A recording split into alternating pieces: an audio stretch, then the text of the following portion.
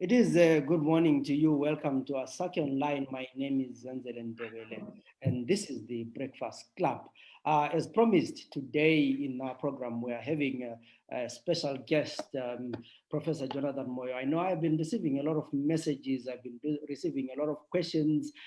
People had 1,000 questions that they want to ask, but we are going to be going for a maximum of about 45 minutes. So we are not going to be able to take every question that you're going to ask, but we will try by all means to address as many issues as we can. I mean, we're talking about someone who is loved by many and hated by many. And I want to say one thing that I think I find quite interesting with the professor is that no matter how much people abuse him on social media, I've hardly seen him blocking anyone. I have blocked 1,000 people on social media, and he always takes it. And I hope one day we'll learn how he does that. But before we start this engaging program, I just want to remind you, ladies and gentlemen, that we are watching, that please stay at home. COVID is real. Cases are going up, and we know that our health system cannot take a lot. So all things that we can do to prevent ourselves from getting this virus is to make sure that we stay at home. If we can't stay at home, if you're going out, please wear a mask, practice social distancing, because we only have ourselves to take care of. Let's protect ourselves, let's protect our families. Our health system is failing. Our nurses and doctors are really facing a hard time, and most of them are testing positive in large numbers. And at the end of the day, we're not going to be able to handle this case. So please, let's stay at home. Let's fight another day. We have a lot to achieve. We have a lot to talk about, and we can only do that if we are alive. COVID is real. Cases are going up. Stay safe. So I'll introduce now my guest to the program. Professor, welcome to the program. Thank you. I appreciate the opportunity. Yes, I know we have tried to talk a number of times, but we've not been able to. But I'm happy that today we have you on the program, and I can see we already have quite a lot of people that are following in the program this morning. My first question to you is: it's been 2 years or so you're not in Zimbabwe. I mean, do you miss home?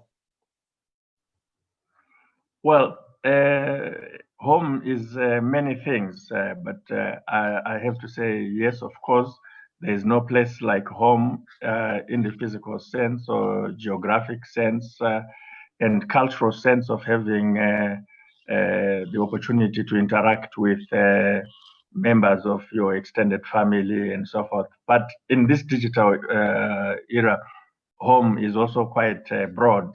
I'm always interacting with home as I'm doing with you right now. Right. So it's a mixed bag. It's yes and no. You've been very active on social media, and like I said in my introduction, you get a lot of comments, and you don't block. Probably you may probably do, but I've not seen you just blocking people that come to you. How do you manage it? How do you take criticism or insults sometimes? I have never blocked a single person on the social media platforms that I participate in, because it would be a contradiction in terms. The platform is for engagement, and the engagement is not necessarily with like-minded people. You have all sorts of views and opinions across this full spectrum, and I believe that interaction by definition must be about disputation of ideas, maybe stronger and more logical view prevail on the day. So I really don't mind bothering with all sorts of stuff that people put out there, because it doesn't affect me. Yeah, quite interesting. I mean, yesterday we saw, police arrested opposition leader Jacob Ngarivume and journalist Hopewell Chingono. They later said that they released a statement that saying that they are charging them with inciting inciting public to participate in public violence. What would be your reaction to that? Well, in the first place, from what many of us saw, it can't be correct that in both cases these were arrests. In one case, in Hopewell's case, it was clearly an abduction. You know, in broad daylight, they broke into his place, and the evidence is there. It speaks for itself. And the charge or the allegations that they have put are frankly shocking because they are alleging that by engaging in a debate, disseminating information about what citizens intend to do peacefully in accordance with sections 58, 59, and I would say 61 of our Constitution, to demonstrate and protest and petition the government. And these are provisions of the 2013 Constitution, that doing so is equal to inciting the public to participate in violence. This is preposterous by any measure.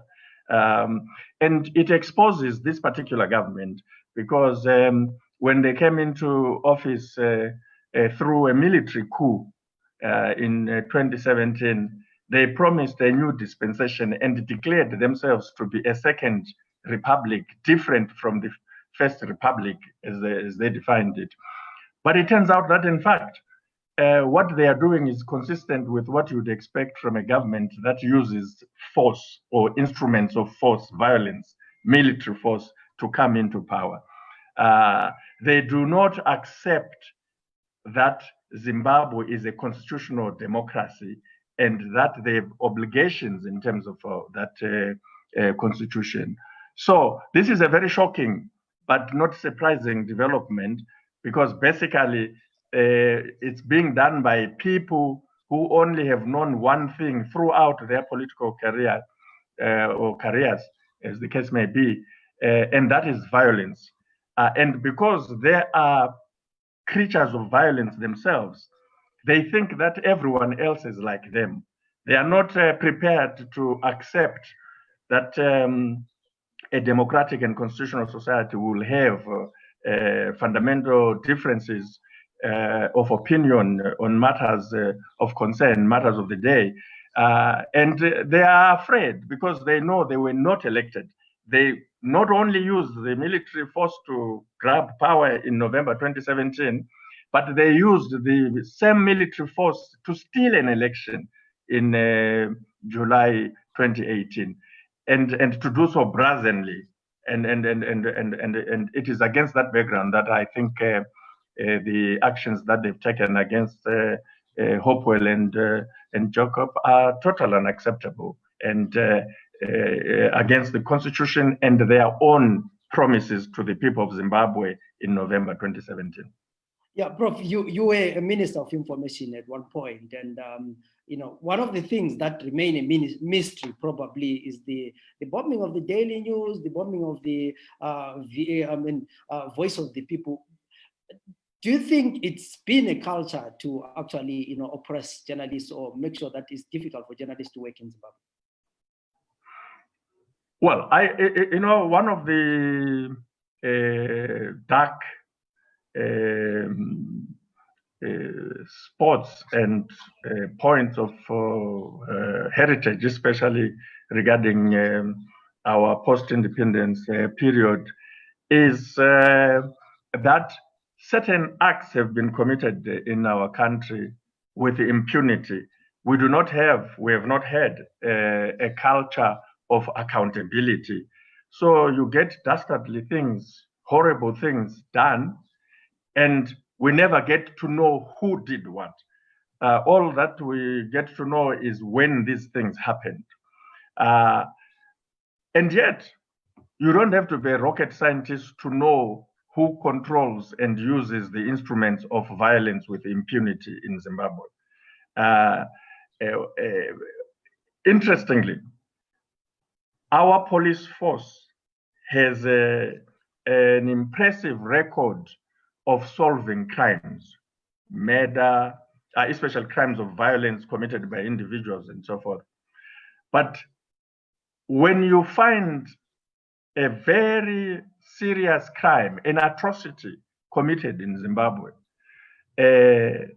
you don't have to guess who committed that crime. All you need to look at is whether the authorities resolve or solve that crime or not. Where they don't, it's without exception the state that would have committed that crime, without exception. If a person is abducted and you don't get to know who abducted them, if a facility is bombed and you don't know who bombed it, the answer is very clear. It's the state, it's agents of the state. And this is one of the most serious problems that we faced in our country. They take advantage of all sorts of things to create confusion, to get the public guessing as to who might have done it and so forth. But without exception, all unresolved serious crimes and atrocities that have been committed in Zimbabwe, including the bombing of the Daily News, it was done by the state, agents of the state. And that is why we have this dark cloud, dark background of unresolved atrocities. It's because they've been committed by the state. Yeah, you make it very clear then. One thing that I like about what you said, you talked about, we don't have a culture of accountability. And over the weekend, there has been a lot of talk about the RBZ mechanization scheme. People have seen a hashtag, pay back the money. I know in 2007, 2008, you were not a cabinet minister. In fact, you were not in ZANU PF following the 2005 issue where you then contested as an independent MP. But tell us about this scheme. What do you know? What were you made to understand that it was a loan, it was a scheme? What do you know about this?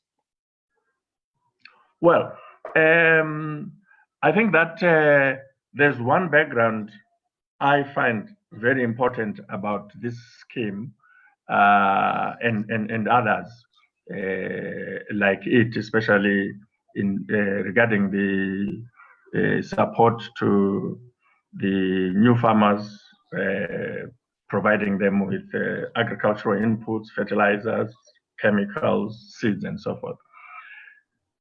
The land reform program is, in my view, one of the most, or if not the most important achievement of our independence and fulfillment of a major grievance of the liberation struggle. It is obvious to anyone looking at that program that the recipients of the land reform program or land redistribution program did not have the means that the farming, agriculture would require for them to be productive on the land that they were allocated. So it stood to reason that at some point or other, the state would have to assist the new farmers. In my view, there's no debate about that. This is the situation with any land reform program anywhere in the world. It is actually the situation with farming. Farmers need support of the state. By 2007, when this farm mechanization scheme started, some 240,000 or so families had been resettled, and many of them were not productive. I would say all of them. And so there was a case, a very strong case, for a well-organized, transparent mechanization or farm support program. I'm very clear about that. But unfortunately, the particular program in question happened in 2007, and we all know the state of our country in 2007, not only in terms of the meltdown of the economy and the hyperinflation of that period, but also in terms of the political disputation. It is the same period in March 2007 when the state used unprecedented violence on the 7th of March that year on Morgan Tsvangirai and other leaders in the opposition. And it is that incident which led to the intervention by SADC and so forth. So a program that then is born out of that kind of environment becomes problematic because it then lacks, almost by definition, it becomes impossible for it to have the sort of features you would expect of a proper subsidy or intervention, government, state intervention to attend to a legitimate need, either in terms of land reform itself, which is a serious national issue, or in terms of food security. So you had an election, a disputed election, and then you are distributing equipment. And this is a program which quite a significant portion of the society in the opposition did not support to begin with. And then obviously you take all these risks. I was one of the recipients of the farm mechanization support.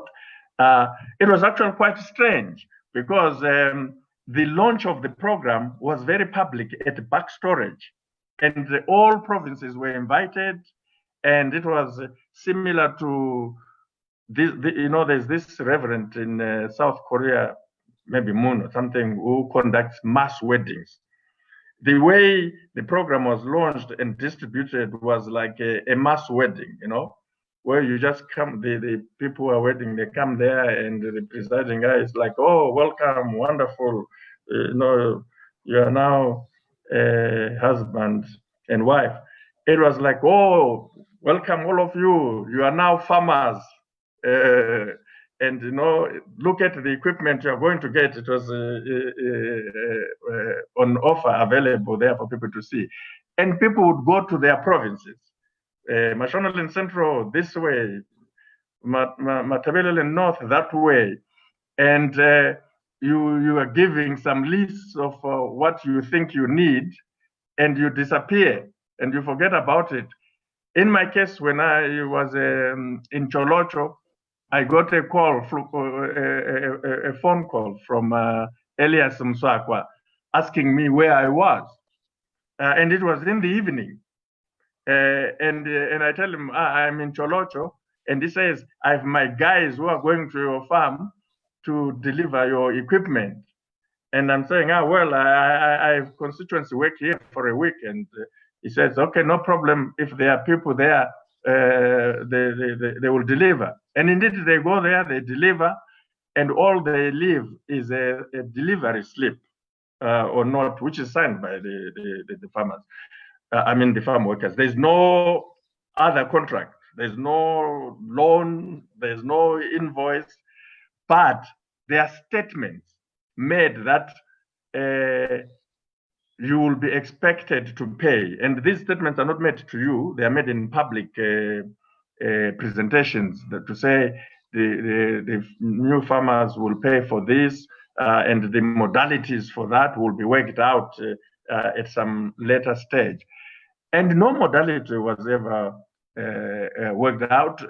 In the end, we were told that this was government support to new farmers, which for serious farmers, at that time, I was a full-time farmer.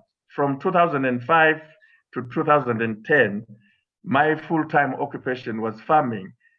It was great news for me.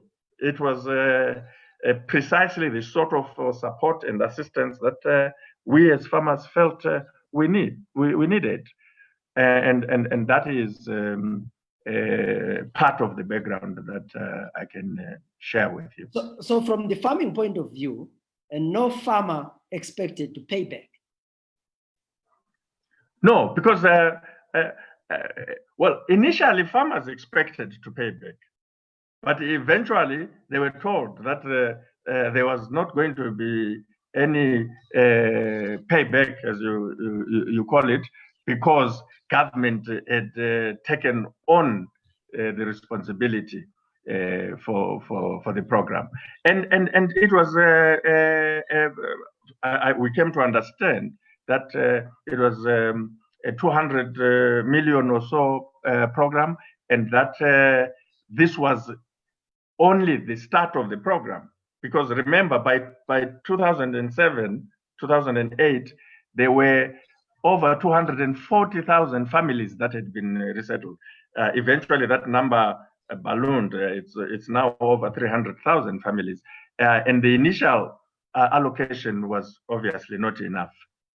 So, you know, this thing was from the onset, it looks like it was actually a help to farmers that they didn't expect to pay. Out of the looking at the province, not much south, they only get 30 million out of it. Why such a small number when everyone was having a field day? Well, you know, you don't ask that kind of a question to a recipient. You should ask that kind of a question to the official who was doing the allocation.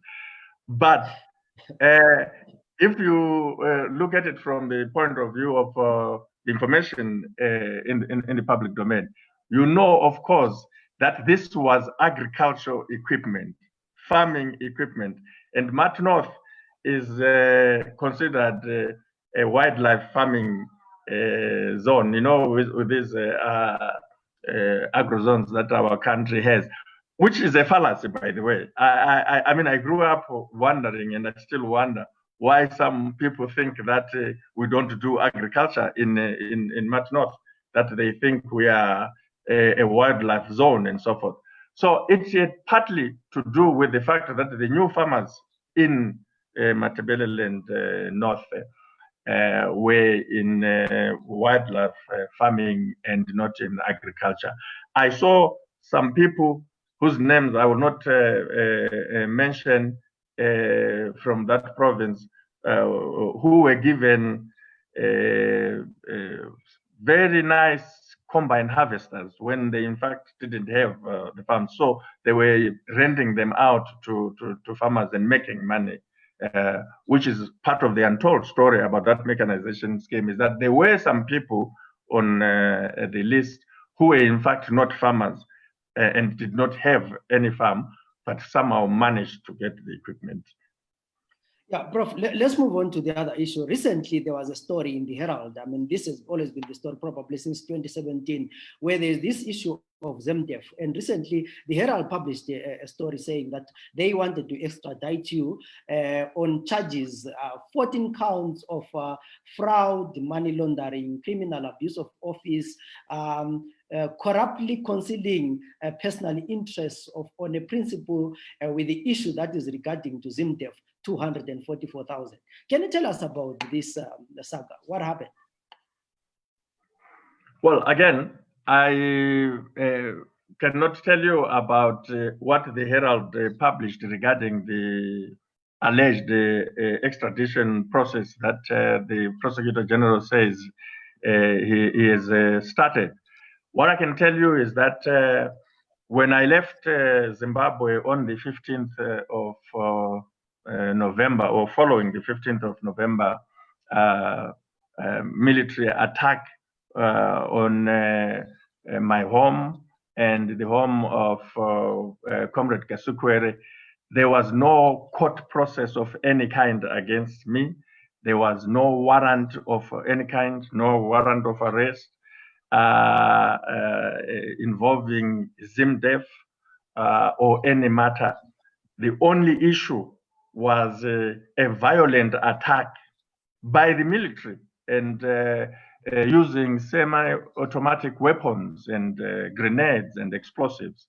And I left because of that in terms of international law and sought protection in terms of international law. The ZIMDEF story was a political story right from the beginning. Mnangagwa decided to criminalize those people who opposed his power grab. And this is in black and white in the document that they came up with called Blue Ocean. And they were very clear that they were going to use the Zimbabwe Anti-Corruption Commission, which he had been very active in putting together. And he had designated Goodson Nguni as his hatchet man. And they targeted individuals. And I was targeted because I was a vocal opponent of his power grab. And if you look at the ZimDef issue, first of all, it's interesting that as you just recalled, they now say it was 245 or 200 and something thousand. They started through Nguni and up until recently, claiming that it was almost 500,000, 450 or so thousand. And you wonder why it is shrunk to almost half of the amount that they spent 2-3 years claiming I had abused. Mnangagwa knows very well, he was a member of the Politburo. He and others decided that because this program of the amounts that were alleged was triggered by the party and government, my principal then, a commission or a committee of inquiry was set up to look at whether what the party and government had wanted done through those engagements was in fact done. And the committee was set up and headed by Jacob Mdenda. He knows what the findings were.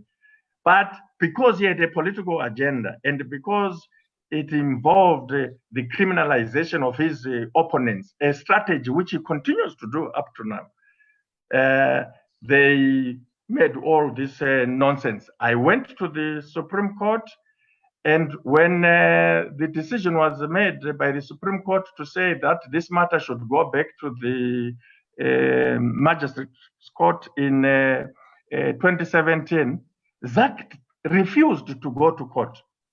We tried to engage the Prosecutor General to say now that the Constitutional Court has said go back to the Magistrate Court, let us go. They refused. They refused, and the reason they refused is because they knew that they were planning a coup. They refused, knowing that in criminal cases, the accused person cannot trigger the court process. Only the Prosecutor General can do that. But he refused. That is why, by the time I left running away from the violent military attack against my home, there was no case. I had no issue against me. Why? Because these people were acting politically. And now they are resuscitating it again because they are alleging, as Obed Mbofo clearly came out declaring, that I am exhorting the public, the same sort of nonsense about inciting the public to protest on the 31st of July. I mean, you have a government that basically takes the view that the public is thoughtless, cannot do anything for itself. It requires people like Jonathan Moyo and others to incite them. They have brought this so-called extradition nonsense because of their fear of 31st July. Yeah, when looking at the ZimDef issue and many other issues, there's always been a belief that ZANU PF uses parastatals to fund itself. As someone who was in there, would you say that parastatals are used to fund party activities? Well, there are two things which are very key for ZANU PF's survival. ZANU PF is not a membership-driven party. It does not rely on subscription support from its members. the members either can't afford their subscriptions or are unwilling to make those contributions. So ZANU PF survives on two things. Money from parastatals. They are the major source to underwrite any activity, from rallies to vehicles to campaign material, regalia, and so forth. This is why throughout the independence period, the position was that ministers should be involved in the running of parastatals. They should take control of their parastatals. The parastatals should be accountable to ministers. It's because they have been a key support base in terms of financial resources for ZANU PF. The other source for ZANU PF, of course, is through the security organs. All the JOC elements, the police, the CIO, the army, the prison services, participate in all ZANU PF meetings, right from the cell to the Politburo. And the instruments of action, engagement with the public, and so forth are through these agents. But ZANU PF is in the happy position, so to speak, that they don't have to pay for these services. They don't have to pay these officers who do active daily work on its behalf. And that is why there's something fundamentally wrong with ZANU PF in terms of the new constitution, which requires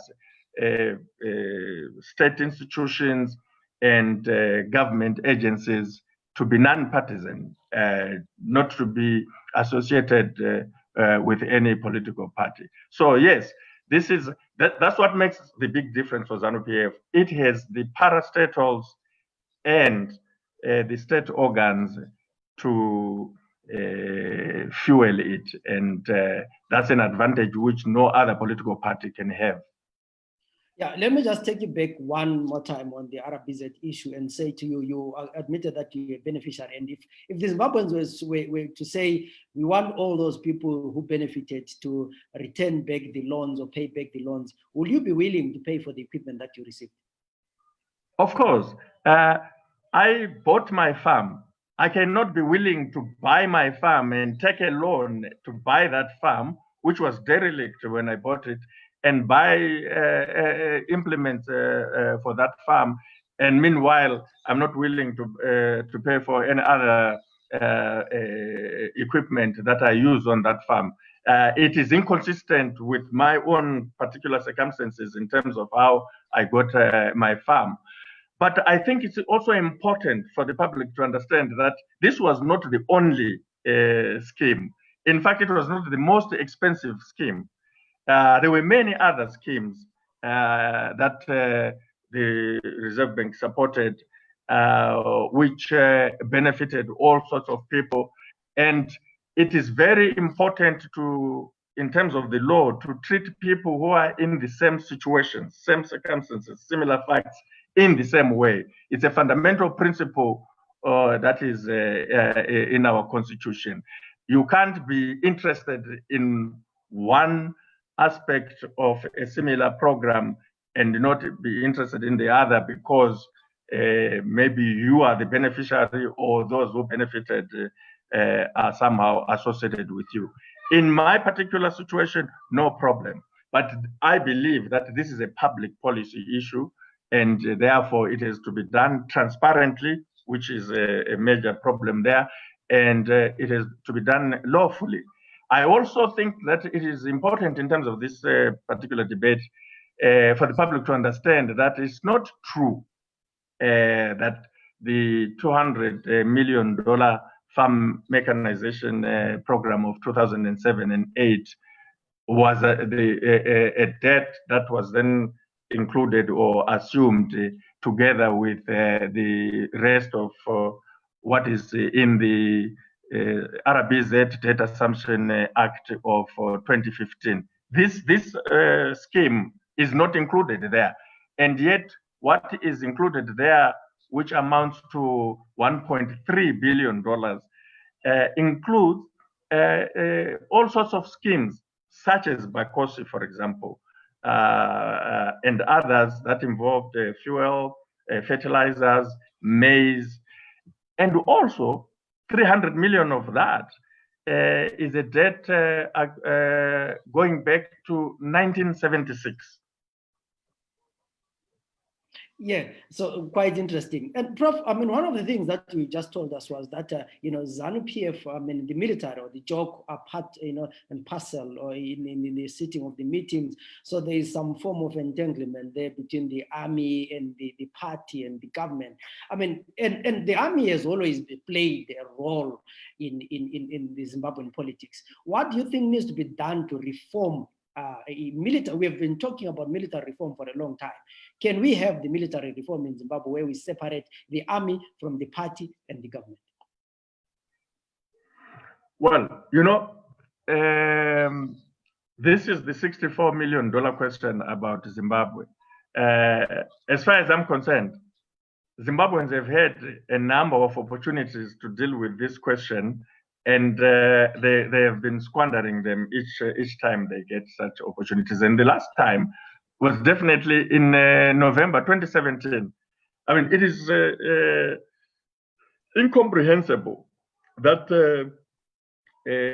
people who have had problems with the military, and for some of us, a very serious one in the early 80s relating to Gugurahundi, embraced the same military led by the same Gugurahundis in November 2017 to take over, because I suppose what was active in their minds at the time was the Mugabe must go mantra. It will not be possible to reform the military in Zimbabwe by simply coming up with laws or even constitutional provisions, because as we speak, the constitution is very clear. The constitution has reformed the military, but the political practice tells us another story. The military has not been reformed. They have even presently claimed that Section 212 of the Constitution gives them the ultimate power and authority to defend the country, to defend the people, when in fact the Constitution gives the final and ultimate authority to the people themselves. So, unfortunately, in Zimbabwe, until the people take over and send for the first time the military to the barracks, Zimbabwe is the only country in Southern Africa that has not had its military in the barracks to defend the territory of the country and the security of the country. The Zimbabwean military has been rampant out there in politics every day, playing politics and killing people, until and unless the people take over and assert the authority that they have in the Constitution and take the position that they must have a professional and modern army and not a political army, there will be no reform. We have tried the reform through the legal process. It has not worked. What will now finally work is a political process in which, or from which the people are setting the authority that they have in the Constitution, take over and draw the line and open a new page. The army in Zimbabwe has never embraced the people. It has never been a people's army. The army always wants the people to embrace it, to dictate. It refuses to be modern. It refuses to be professional. It refuses to be accountable. You get an army which has a backdrop of committing atrocities. And it knows that it has been committing atrocities since 1980, Gugurahundi, Murambatsvina, and a lot of people disappearing, individuals disappearing with the army involved and knowing who did or committed the atrocity, that army gets an opportunity in 2017 to open a new page. It claims it's part of a new dispensation, a new or a second republic. But what does it do? Look at the atrocities that have been committed in Zimbabwe since 2017. With this army presently in charge, look at what happened in August 2018, on August 1, 2018. The army, in the presence of the international community, the reporters and the election observers who had come for the election, in broad daylight in the streets of Harare, with bayonets and AK-47s, chasing, fleeing civilians, killing them.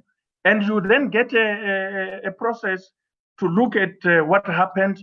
And it is a very respectable process led by eminent people and chaired by the former president of South Africa, Halima Montande. And they come up with a clear findings. They say the only people who used weapons on the day are the army and the police. And they are therefore the only people who killed those 6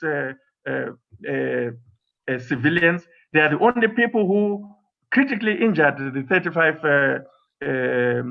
victims from that incident. And they commit to investigating, to identify the actual culprits. To this day, they have not done that. And they are not willing to do that. And they have come up and said, well, we still believe that there were other people who were involved. And yet the findings say unambiguously, categorically, the army and the police are the only ones who use violence. And, you know, instead of attending to that incident, what do they do in January 2019? From the 14th of January that year, last year, to the 28th of January or thereabouts, they commit worse atrocities. And you want to tell me that we should sit and debate how do we reform the army? It is very obvious. The army needs to go back to the barracks, and it ought not to be a matter of negotiation. That is the democratic constitutional way. That is the modern way. That is the professional way. But why are we not doing that when we are 40 years after independence, when the average age of a soldier is of an Uhuru, Zimbabwean, the Uhuru generation?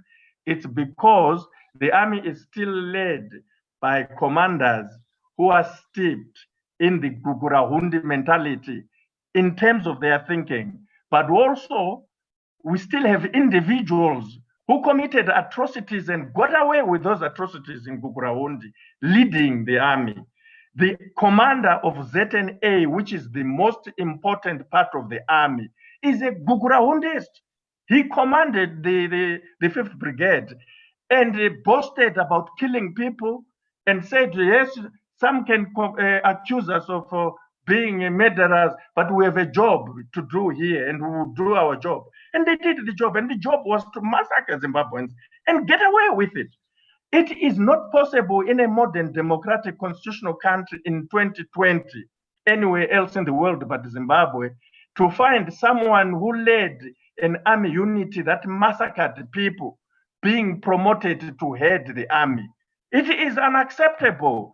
It is that sort of thing that we must confront and be honest about it.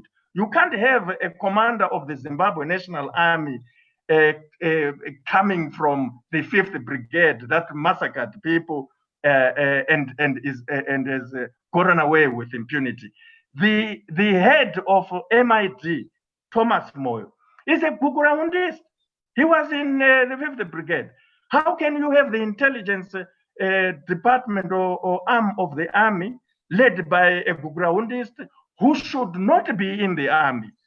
who should have left the army long time ago. These Gugurahundis, anyone who served in the 5th Brigade must not be in the armed forces today. You cannot have a new Zimbabwe led by the same people who are responsible for the most gruesome atrocities in our country. You can't have a reformed army when they are in charge of the army. You have said it quite clearly and emotionally there, Professor. And for you as a political scientist, where do you see Zimbabwe 5 years from now? Well, I think that we are in for a very long winter because unfortunately what we have ended up with in our country is a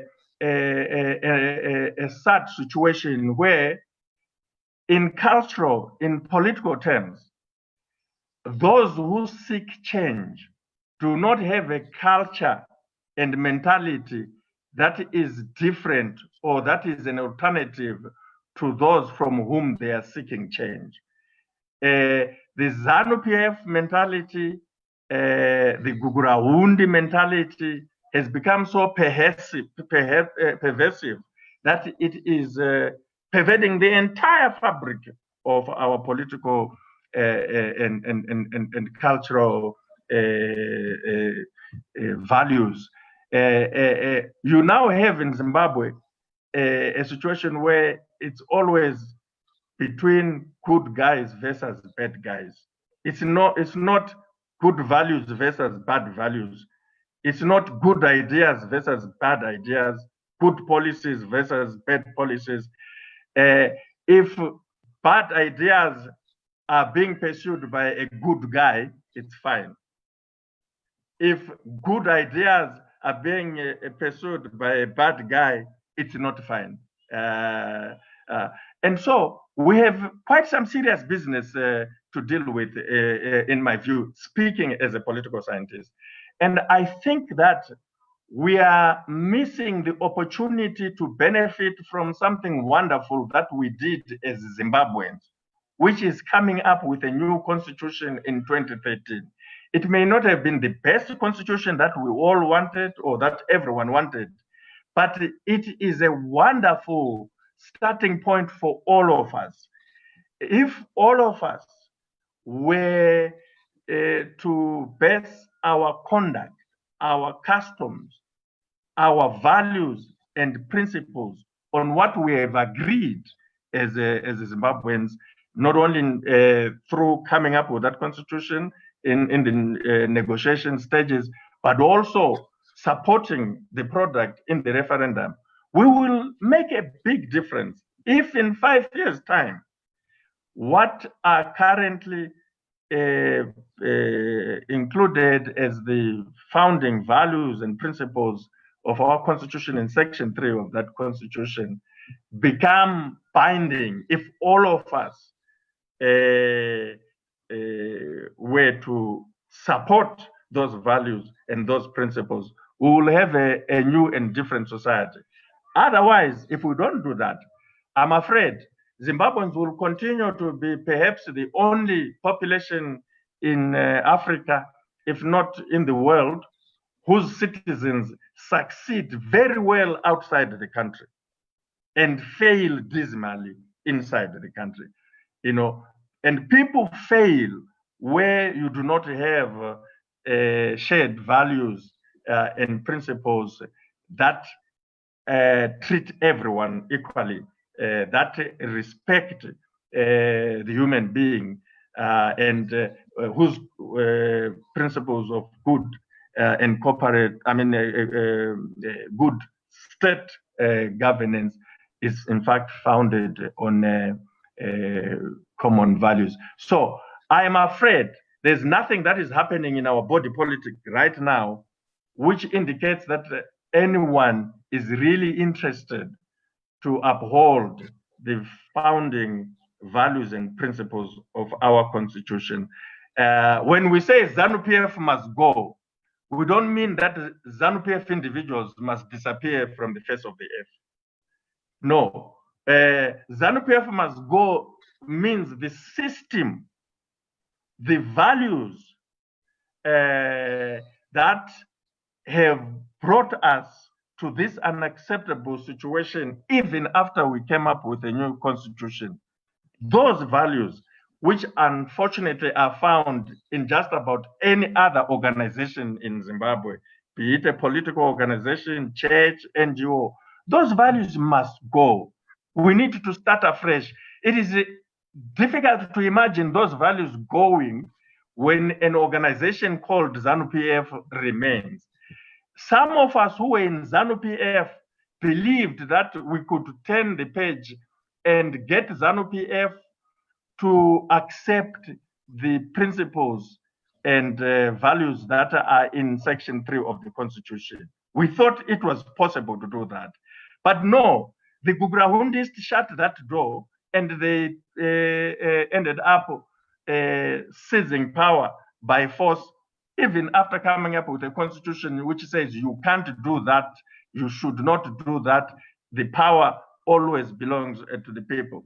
It is for that reason, because this was done in ZANU PF's name, the military said they were intervening in order to save ZANU PF.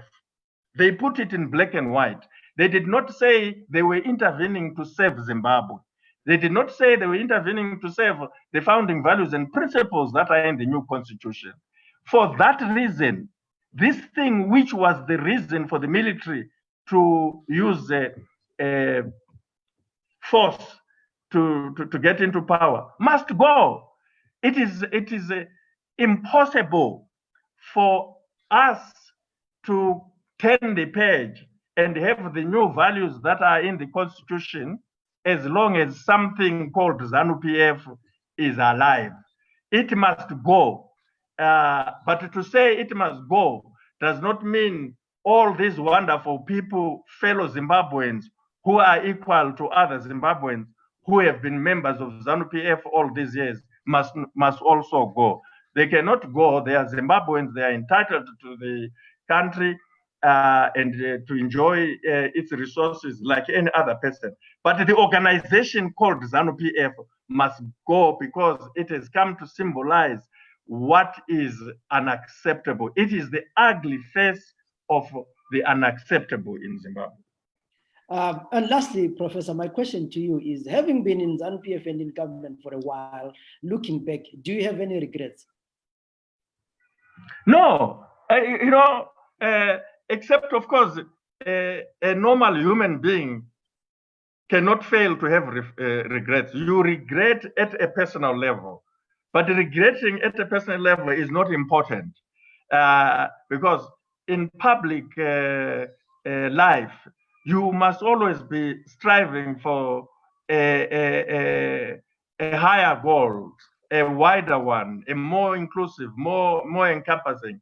And along the way, there will be failures and successes.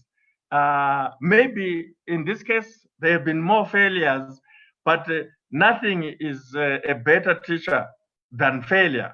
Failure is the best teacher, especially if you are committed.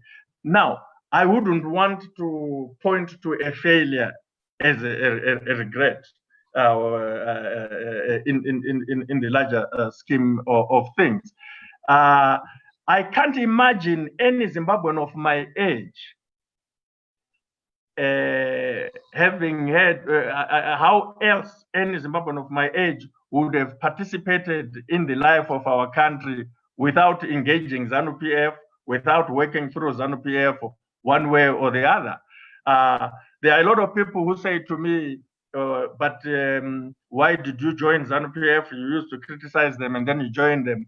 They conveniently forget that actually I was ZANU PF since I was a kid. I went to school on a ZANU PF scholarship. All my higher education was on a ZANU PF scholarship, by which I mean a scholarship endorsed by ZANU PF and supported by ZANU PF for, in my case, the United Nations to give me a scholarship and the African American Institute to give me a scholarship for my university. And when I was a university student, I used to work in New York in the ZANU PF office. And in Los Angeles, in California, where I was, I was the commissar. I was a ZANU PF commissar. But when I came to the University of Zimbabwe, I did not become active. I was not an active ZANU PF. And in fact, I regretted that I was not active. It's one of the mistakes that I believe I made, and I've written about this. When I started seeing in the Soviet Union members of the Communist Party actually being active to change the Communist Party. Yeltsin was a communist. And these were the guys who actually transformed the Soviet Union to bring about what is Russia today and these other independent republics in that part of the world. In Zimbabwe, a number of us who had a completely different view about what the liberation struggle was supposed to achieve, what the liberation movement was supposed to be, regretted that we allowed lunatics to run away with the baton, Ngomahuru style, and that there was no necessary debate, especially during the one-party state debate, because we had removed ourselves from it. So we came back, and I'm not the only one. We came back, perhaps foolishly others would say, thinking we would change the party. And when some of us came back, we did not come back as part of some guru, as is the typical ZANU PF way. Most of the young people who go into ZANU PF, they have some chef who is fronting them, whom they are supporting. Some of us came back on the basis of our professional abilities, not because we had somebody supporting us and pushing us. And we believed that the time was right for ZANU PF to transform professionally and become a modern organization. And for a while, it was possible. If you can imagine, Zenzel, a ZANU PF meeting attended by someone like me, Nkosana Moyo, Olivia Mchena, Joseph Made, Simba Makoni, and with these gurus having said to us, you know what, you are the young techs, go and sit, discuss, and come up with a proposal of the new ZANU PF of the new century. We sat on a number of occasions in 2000 among ourselves, and it was unbelievable that these guys of ZANU PF were giving us that opportunity to say, design a new ZANU PF, and they were afraid. The MDC had shaken them, and they could not see a future based on their past. They were now saying, no, we need a new way, and they were agreeing. And I can tell you, and these are stories which will be told in greater detail, maybe in other platforms or opportunities, but I can tell you that the ZANU PF old guard, the political old guard, had given us the opportunity to design a new ZANU PF. That was thwarted by Gugurahundist, the military guys. They are the only ones who did not accept and who told the politicians that these guys you are giving this stuff are CIA agents. Hey, Moyo, how dare you allow Moyo? He is a product of American education. And just now, before he came to start doing this work in the party, he was with the Ford Foundation. The Ford Foundation is a CIA organization. Nkosana is a British this, British that. And it became impossible to work. ZANU PF takes its instructions from the CIO, from MID, from Peace. It takes its instructions from JOC. They just thought they were now going to lose power and stopped and went in back into their ways. And that's why it's not possible to reform ZANU PF from within. The only possible way to reform ZANU PF from within would be through the military. through the CIO. The military has become the most important, not important actually, the military has become the most powerful organ of JOC. In the past, it was not always like that. There was a time during the heyday of Mugabe's rule when there was quite some serious tension among these organs. The CIO would be very strong, the police equally so, and the army. And the army had problems because they were not supposed to be involved in the civilian domestic affairs of the country, whereas the police and the CIO, were seen as kind of civilian organizations and had a free hand. And so yes, in terms of our or my engagement, looking back in the politics of the country, there are regrets, but not of a personal nature. I see missed opportunities. We were so sure that President Mugabe was not going to be succeeded by a Gukuraundist, and that is one thing we did not want, But it didn't mean we should go around with trumpets and go on Mount Everest and say President Mugabe should not be succeeded by Gukuraundist and so forth and get away with it. We didn't say that. Instead we talked about a generational change, and we thought this was going to be a normal thing, especially because we had a constitution which now recognizes and respects the liberation struggle. And we thought with that provision, you will not need the war veterans. You cannot have individuals being a custodian of a historic liberation or movement. Those individuals will die. If you are stupid to allow individuals to become the custodian of your history and your liberation, what will you do when those individuals die?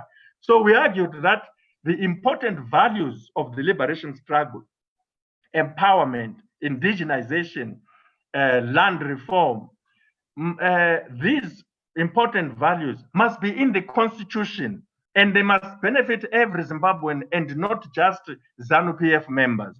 It is ridiculous to be in a country where only one organization claims to be the custodian of your liberation, of your independence. The custodian of your independence and liberation must be the constitution. So these are the sort of things we wanted to achieve. We didn't achieve. I don't regret that. I think it's a work in progress. I see that while there are differences among political elite for reasons that are not difficult to understand, there is an obvious convergence among the people.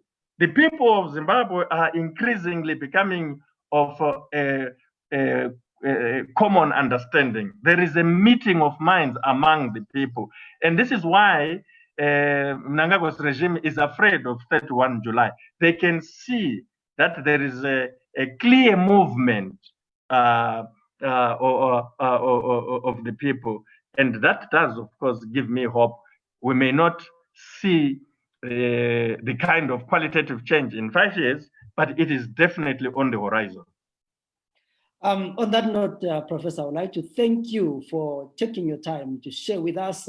I know there are a lot of issues, there are a lot of questions, but we cannot talk everything in one go. And I think we'll have other opportunities to interact and talk about some of these issues. You raised a lot of issues that need follow-up. And for many Zimbabweans, the question is where to from now? What's the future like, and what does the future hold? And I hope everyone who was following in the program, I think we had over 1,300 people following the program with many questions, and we are not able to answer every question, but I hope in the other sections we'll be able to talk to the professor. Before I go, someone asked a question that I think you need to answer. They said, how far with Excel Gate, your book? I think they will need a response on that one. Yes, we had problems launching it, as you know. They stopped it, and then COVID came up, but some bad experiences also tend to yield good opportunities. We now have learned that you don't have to worry about some Guguraundis people blocking your launch in Harare. You can launch on Zoom meeting, Google Meet, and so forth. And fortunately, it's now possible that we launch properly the book. SAPES is working with its partners to launch the book properly. I think we should have some dates by sometime next week. And I am looking forward to that because it tells a story that needs to be heard about how the people who used the military to grab power in 2017 used the power that they had grabbed to steal the election. They used the grab was in 2017. They used the power they grabbed in 2017 to steal the election in 2018. And Excelgate is very detailed about who did what, not only in terms of officers or office holders, but also institutions. People don't know that an institution like AFRICOM, which is a military company, was dangerously involved in the theft of the 2018 election. It ran the computers. AFRICOM ran the ZEC computers. ZEC did not run its own computers. The computers were run by the military, and they were using their company called AFRICOM to do that. After they diverted all the presidential elections from the country's wards, instead of allowing those results to go to the constituency centers, they just took them straight from each ward center to Harare and counted them in Harare. And the counting involved discounting, removing some stuff, bringing some other stuff in order to manufacture that result. When the army was busy killing people and injuring people on the 1st of August 2018, some of its people were busy counting election results for the presidential elections at ZEC headquarters, when that should have been done at constituency centers. It was being done right there in Harare in order to change that result. It's a story that we need to tell in the interest of transparency, but also in the interest of correcting what is wrong. We need a culture to correct some of these outrageous things that happen in our country. I hear some people saying, let's talk about 2023. We can't and should not talk about 2023 when 2018 has not been resolved. Mistakes, atrocities must be accounted for before you move on to the next stage. Yeah, on that note, Professor, I think the next discussion that we're going to be having, we'll be talking about Excelgate and the elections in Zimbabwe. I think that is a discussion that we need to do. And we will try and organize that one.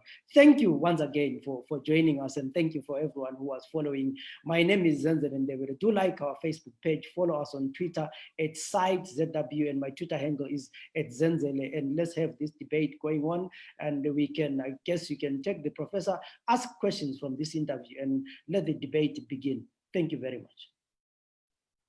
Thank you.